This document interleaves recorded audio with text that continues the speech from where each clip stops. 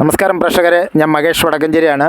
ഞാനിന്ന് കൊല്ലങ്കോട് പൈലോമുക്ക് എന്നൊരു സ്ഥലത്താണ് ഞാനിപ്പോൾ എത്തിച്ചേർന്നിട്ടുള്ളത്. 25 വർഷമായി സ്വന്തം നാട് ഉപേക്ഷിച്ച് ഈ പാലക്കാട് കൊല്ലങ്കോട് എത്തിപ്പെട്ട് ഇവിടെ നിരവധി ജോലികളൊക്കെ ചെയ്ത് ജീവിച്ചിരുന്ന 63 വയസ്സുള്ള സരള എന്ന അമ്മയുടെ ഒരു വീഡിയോസുമായിട്ടാണ് ഞാൻ പ്രേക്ഷകരുടെ മുമ്പിൽ എത്തുന്നത്.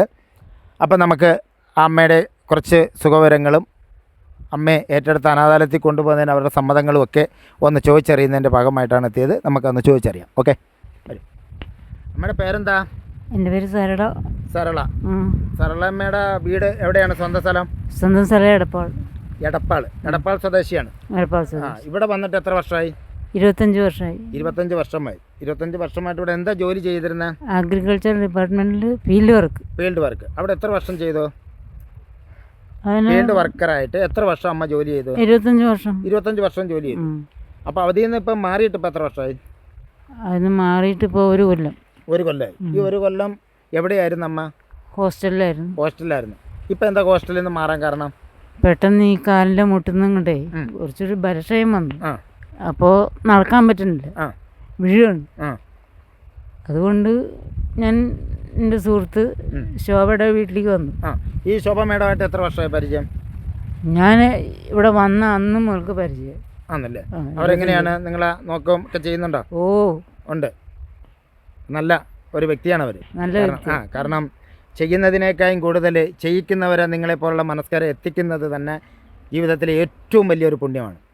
അവർ നിരന്തരം വിളിച്ച് നിങ്ങൾ ഏറ്റെടുക്കുന്ന കാര്യങ്ങൾ എന്നോട് സംസാരിക്കുകയും അവർക്ക് പറ്റാത്തതുകൊണ്ടല്ല, പക്ഷേ കുറച്ച് കാലഘട്ടം കഴിയുമ്പം നമ്മൾ കിടപ്പ് രോഗിയൊക്കെ ആകുമ്പം എന്തായാലും നമുക്ക് അനുഭവമാണല്ലോ. അപ്പം നമുക്കൊരാൾ വേണം. എന്തായാലും അവർ ചെയ്തത് വലിയൊരു ഉപകാരമാണ്. അപ്പം നമ്മുടെ ഈ അനാഥാലയത്തിലേക്ക് വരാൻ അമ്മയ്ക്ക് സമ്മതമാണോ? സമ്മതമാണ്. പൂർണ്ണ സമ്മതമാണല്ലോ. അല്ല, കുടുംബത്ത് വേറെ ബന്ധുക്കളോ സ്വന്തക്കാരോ ആരും വരില്ല?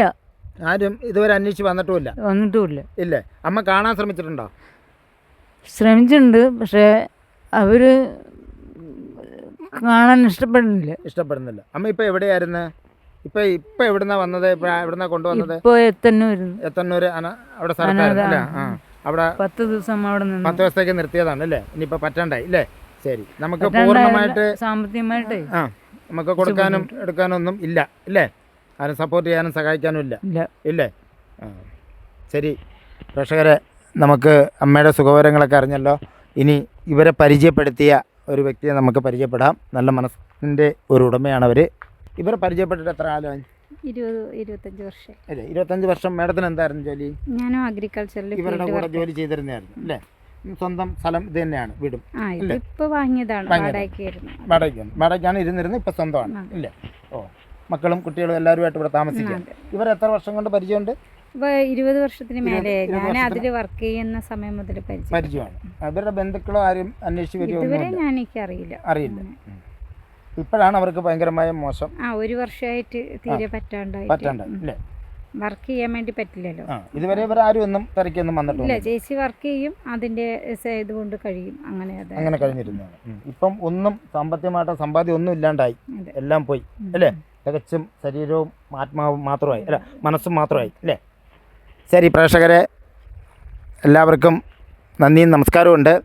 ഇത്തരത്തിലുള്ള ഒറ്റപ്പെടുന്നവരെ കേരളത്തിലുടനീളം എത്തി നമ്മുടെ സ്നേഹാലയത്തിൻ്റെ വൃദ്ധഭവനത്തിലേക്ക്, സ്നേഹഭവനത്തിലേക്ക് എത്തിക്കുന്നതിന് നിരവധി ആൾക്കാരുടെ സപ്പോർട്ടും നല്ല മനസ്കരുടെയും സപ്പോർട്ടും ഈ സ്നേഹാലയത്തിനുണ്ട്.